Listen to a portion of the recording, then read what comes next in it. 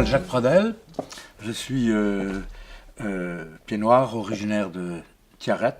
Tiaret, c'est une petite ville, c'était une petite ville qui a beaucoup grandi maintenant, du centre-ouest de l'Algérie, où il y avait, disons, pour faire simple, un brassage des communautés qui était plus important qu'ailleurs. Ma famille est une famille de colons qui sont installés en Algérie. L'ancêtre s'est installé à la fin des années 1840. C'était un petit paysan du Tarn, chassé par la misère, voilà, et qui a débarqué en Algérie, et puis qui est arrivé dans la région de Tiaret. Donc c'était loin de la côte. C'était, là pour le coup, une région qui était récemment conquise, entre guillemets, voilà. Et donc cet ancêtre a reçu une concession d'une quinzaine d'hectares qu'il a travaillé un petit peu. On connaît finalement peu de son parcours, sinon qu'il est mort de la rage.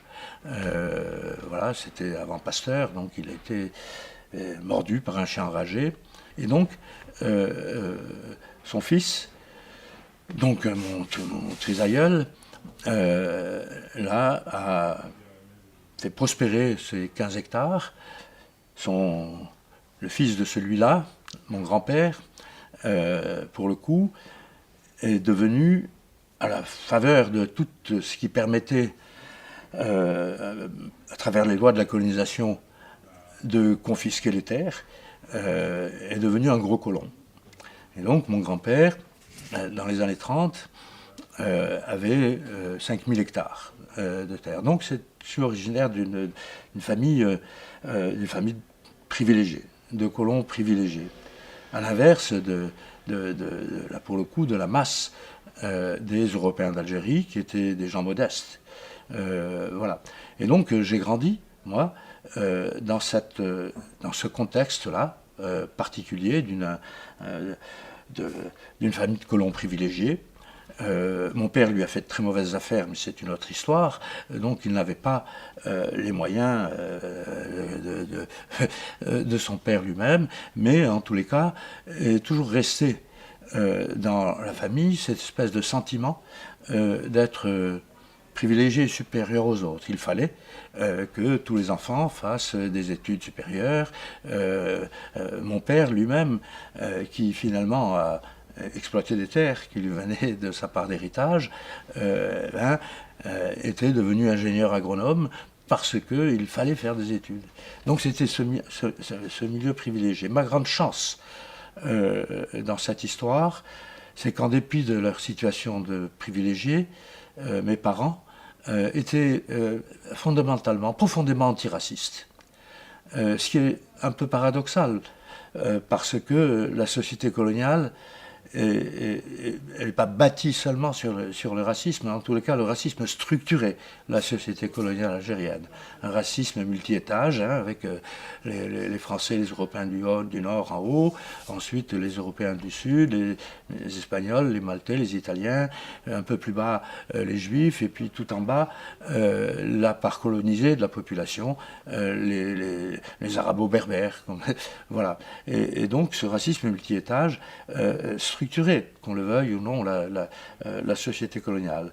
Et là, il y a eu ces positions antiracistes de mes parents qui tiennent à ce qu'ils étaient. Ma mère était profondément chrétienne.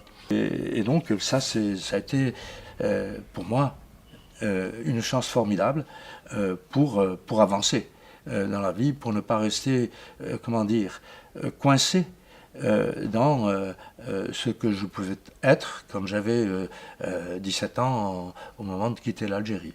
Avant de quitter l'Algérie, les 2 dernières années, mon père m'a envoyé interne au lycée d'Oran, qui s'appelait le lycée La Mauricière, qui s'appelle maintenant le lycée Pasteur. Et donc les 2 dernières années, j'étais à Oran. Et Oran, ça a été une ville très particulière. C'était la seule ville d'Algérie où la population d'origine européenne était plus nombreuse que la population arabo-berbère. Et puis, surtout, à la fin de la guerre, c'est la ville où l'OS s'est plus déchaîné. C'était une ville folle. Et j'ai vécu, moi, ces 2 dernières années en Algérie, donc de 60 à début 62. Et là, ce que je garde, c'est des souvenirs terriblement effrayants avec du recul. Je me revois à 17 ans éviter de marcher dans des flaques de sang, éviter de buter contre des cadavres d'Algériens assassinés parce qu'ils étaient là. Je revois surtout avec terreur encore un moment particulier au bout de la rue d'Arjeux, c'était la grande rue de promenade d'Oran.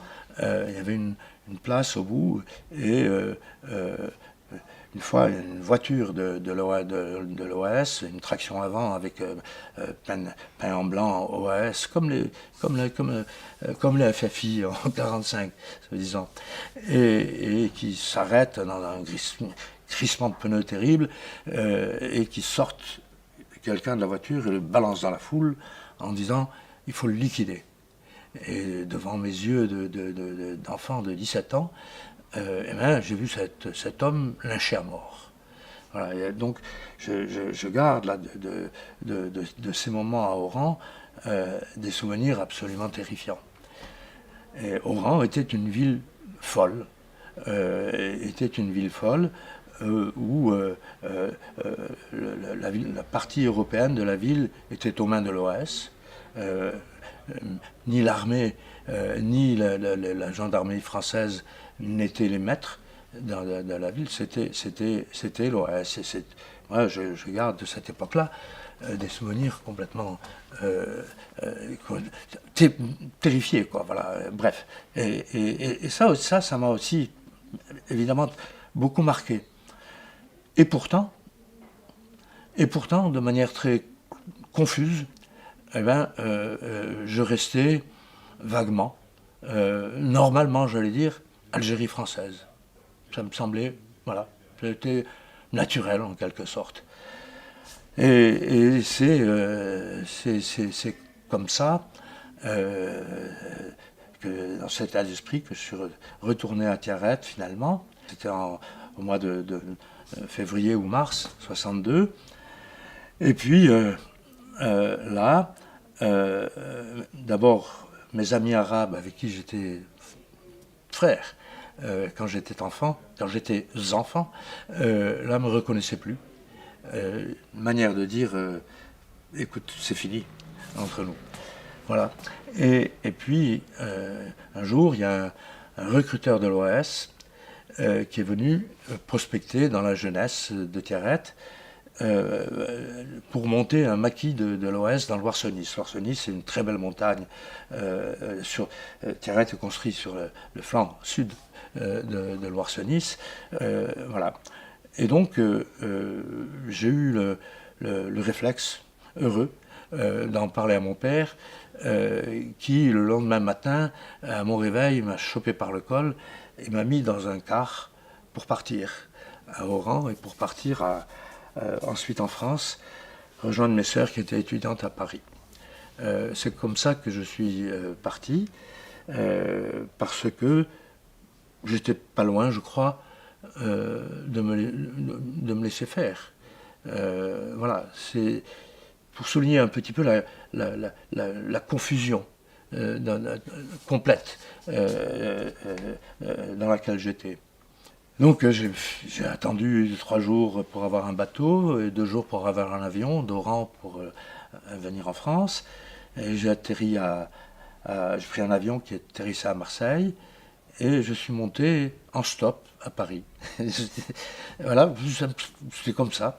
Et j'ai rejoint mes sœurs et l'une m'a filé sa chambre. Je garde ce moment comme un vide.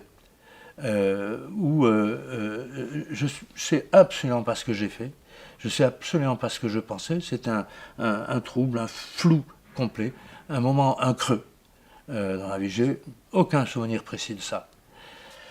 Et puis je suis devenu étudiant, et puis donc à Paris, Et puis il y a eu 68. Non, alors quelque chose d'important dans l'histoire qui m'a fait pour le coup réfléchir. J'étais étudiant à Orsay et j'habitais une petite cité universitaire à Orsay, à Bure-Sud. C'était une petite cité universitaire où il y avait deux bâtiments. Il y avait un bâtiment où il y avait les vrais Français, c'est-à-dire des gens de Seine et Seine-et-Oise, le bâtiment A. Et puis le bâtiment B, c'était le bâtiment réservé aux métèques. Et on trouvait là les Arabes, les Juifs, les Pieds Noirs, les gens du Sud, les Africains, etc. Et ça, pour moi, ça a été un moment de respiration formidable, de me retrouver dans cette diversité. Ça a été pour moi l'occasion d'une ouverture d'esprit, d'un retour sur tant de choses qui me permettaient un petit peu, qui m'aidaient en tout cas à comprendre la réalité du pays d'où je venais, de l'Algérie française. Voilà. Et donc ça m'a beaucoup aidé. Puis après il y a eu 68. J'ai vécu, j'ai fait une carrière scientifique et puis bref, j'ai un engagement politique, un engagement citoyen, etc. Et là, pendant très longtemps, l'Algérie est passée au second plan. C'est quelque chose qui avait, qui était derrière, mais qui était non pas refoulé, mais qui était ni caché, mais qui était, je n'avais pas besoin de ça pour me situer en quelque sorte dans la société. Et c'est finalement que très tard que l'Algérie est revenue. Et là, j'avais émigré à Marseille, j'étais plus à Paris. Et puis, à Perpignan, le cercle algérianiste érige un mur, le mur des disparus, le mur des disparus de l'Algérie française. Et donc là, sur ce mur des disparus, il y a je ne sais plus combien de centaines de noms qui sont gravés. Et donc là, il y a un type de Perpignan qui s'adresse à un copain de Marseille d'ailleurs, qui s'appelle encore, il n'est pas mort, Donat, et qui lui dit, mais écoute, j'ai vu là sur le mur des disparus du cercle algérianiste les noms de toute ta famille. Alors lui dit, mais c'est pas possible. Moi, j'ai été victime d'un attentat de l'OAS quand j'étais en Algérie. C'est une famille de communistes algérois. La majorité des noms qui sont là, ce sont des gens qui sont vivants, etc. En tous les cas, ceux qui sont morts n'étaient pas du tout des martyrs de l'Algérie française. Au contraire, c'était des indépendantistes. Bref, et alors ça a été quand même un moment qui a donné un coup d'accélérateur à cette idée-là. On ne peut pas leur laisser dire n'importe quoi. Et donc là, on a décidé de créer l'association avec des amis. Et les amis, c'est autant des Français dont le parcours personnel a croisé celui de l'Algérie qu'un certain nombre d'Algériens. Encore qu'il soit aujourd'hui très difficile de vendre le terme de pied noir en Algérie, parce que c'est... Voilà.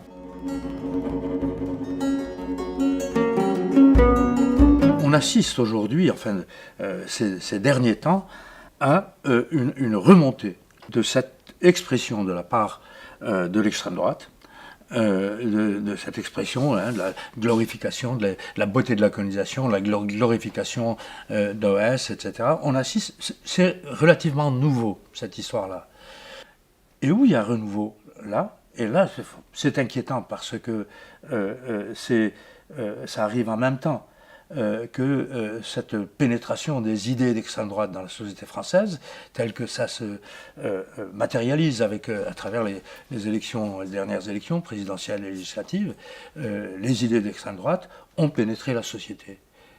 Qu'on le veuille ou non, on n'a pas su répondre à la bataille des idées qu'eux-mêmes ont menée.